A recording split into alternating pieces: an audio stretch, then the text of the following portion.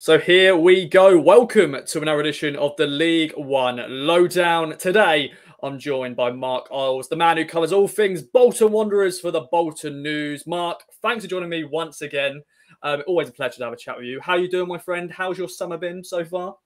It's too short, mate. It's too short. I'm sure summers, the older I get, the shorter they get, and they just keep on spinning round and round and round. Back in action again. Now, I'm looking forward to it. It's going to be good.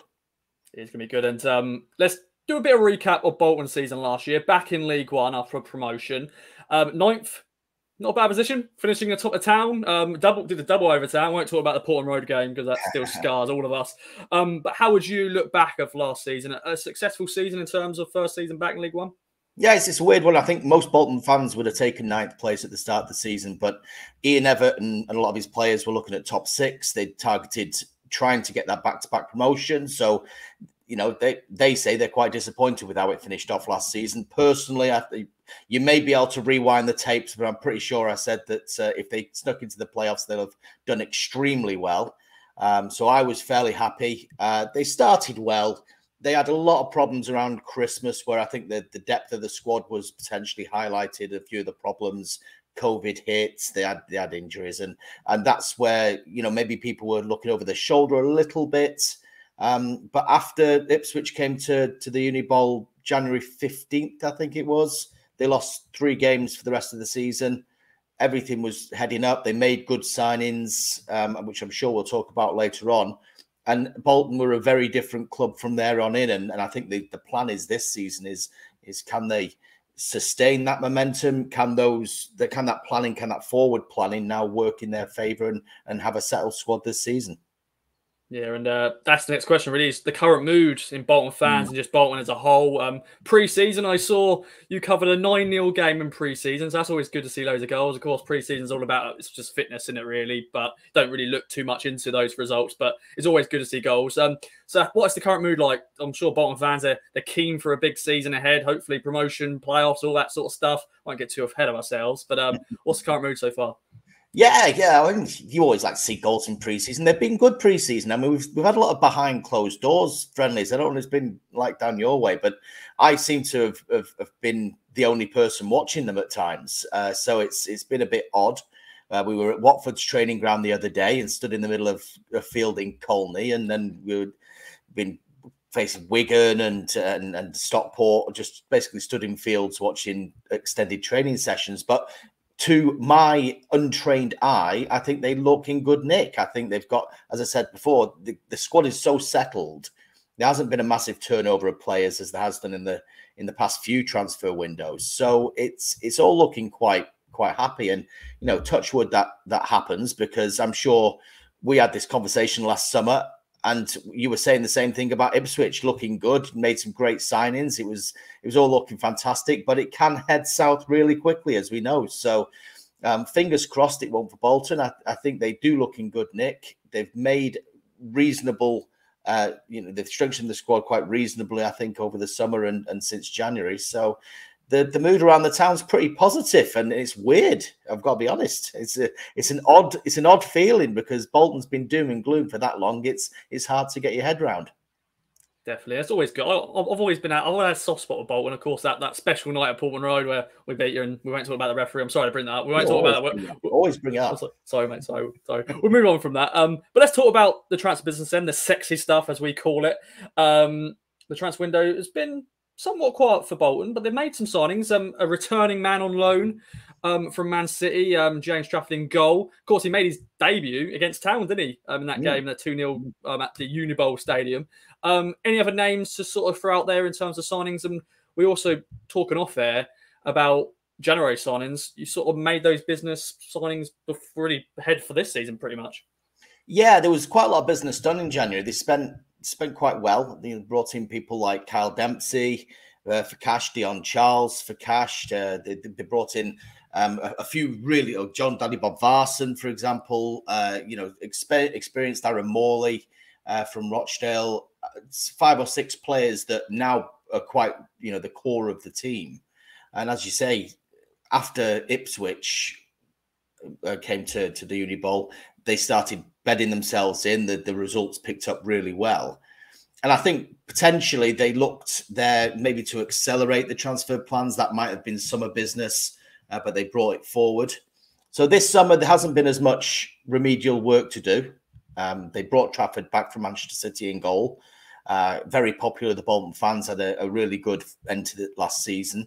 They brought in, they lost Marlon Fossey. Marlon Fossey got injured before the end of last season, but he was really in top form at the end of last season at a right wing back.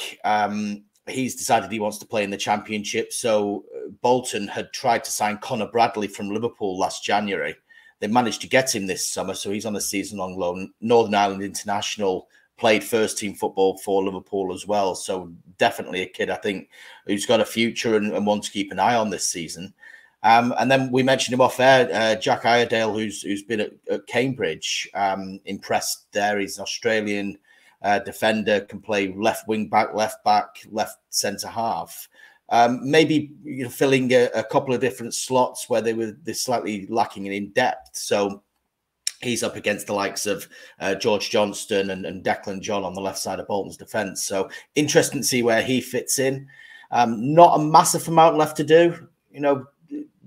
Talking about, towards the end of the window now, maybe one or two just to fill in and add a little bit of depth, maybe at centre half, centre midfield, that kind of thing. But I wouldn't expect any more massive signings from Bolton. It's more a case of continuity, really, and hopefully that'll be their strength.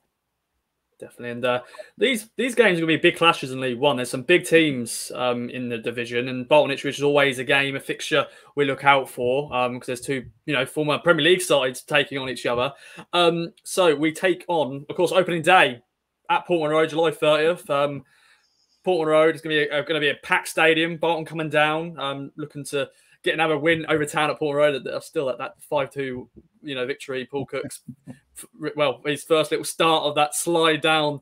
And then, of course, as I said, at the Uni Bowl on the 11th of March next year. So that'll be sort of the time where we're looking, everyone's shaping up where they're going to be. What's your thoughts on those two fixtures when we face? And, of course, you're not going to be at Portman Road because you're going to be somewhere very special. I'm in Mexico, mate. I'm in Mexico. I've managed somehow to wrangle off the first day of the season. So somebody else will be covering that one. I'll be sipping margaritas and seeing how that one goes over Twitter, methinks. But no, by the time the March game comes around, then obviously, it'll be the real business end of the season. And I'm sure that both clubs will be hoping they're in and around the top six at the very least, really. But yeah, it's going to be a big occasion. Obviously, Bolton last season went down there and surprised everybody really with the scoreline they got. Even after the first 20 minutes, I was looking at that game and thinking, well, Ipswich are looking pretty good here. It's looking okay. And then suddenly it just went south so quickly. And poor old Paul Cook didn't really recover from that, did he? But no, I think Bolton are capable of that. That they are capable of going and scoring a 5 and a 6 when things go well. We always say when things go bad, they go very, very bad for them. So it depends on what Bolton turn up on the day on that opening fixture. But yeah, and there's my postman just to interrupt us as well, which is nice of him. I think you can leave that at the door. Hopefully it's some promotion predictions as well, because I have no idea what's happening at the moment. Okay, we're back from a little break. Mark had to go and get the package from the postman, but we are back, Mark. Thanks as ever. Let's talk about the current season then, the season ahead. I won't ask you predictions because I think that's too easy to ask you that. But how are you feeling going into this season? Second season in League One, Ian Everett, he's wanting to push on. What do you reckon then? Yeah, I'm quietly confident. I mean, as you said before, there's a lot of big clubs in League One this season, and there's a couple like Derby, for example, where you don't exactly know where they're going to pitch. They could do a Wigan from last year and everything settle really quickly, and then they'll be leading from the front. You'd expect them to be there. There are obviously 5 or 6 clubs that you would expect to be up there, Ipswich being one of them. Now, Bolton, in my eyes, are just on the fringes of that, maybe just below the top 6 budgets and expectations. But I think it will depend on whether they can start well, whether they can maintain that continuity from last season. Because if you go from that Ipswich game in January, on January 15th, there was only MK Dons that took more points from there on in than Bolton. So if they get into that sort of zone again, then yes, they're going to be up there. There's a lot of expectation. There's a lot of history and a lot of sort of cachet, from Bolton's history. And there's a lot of pressure on them now to maybe get better than that 9th place. A lot of it's generated from kind of within. When you look at pure numbers, their budget isn't top 6. So it's a lot of expectation from within the Bolton support because they want to be back in the Championship and obviously beyond. But in my eyes, I think so long as they go into the new year there or thereabouts, give themselves a chance maybe to recruit again as they seem to be able to do in January and do well. I think they'll be somewhere near. They'll be knocking on the door. I think they will be more consistent than last season. So fingers crossed. That means it'll be a better season. Indeed. Well, Mark, it's been a pleasure. Any other business you want to add before we wrap up? Always good input from yourself, good contributions. Any other business, my friend? Yeah, I'd just like to complain to Royal Mail for not posting that thing through my letterbox. It was perfectly able to do so. So nearly ruined a very good bit of video, I think, Ross, but never mind. No, we got through. We segued very nicely. But no, enjoy Mexico, Mark. You won't be there at Portland Road, but I'm sure you'll be cheering on Bolton and seeing how the coverage is getting on. And thanks again. And I'm sure we'll speak throughout the season at some point as well. Thanks again, mate. Adios.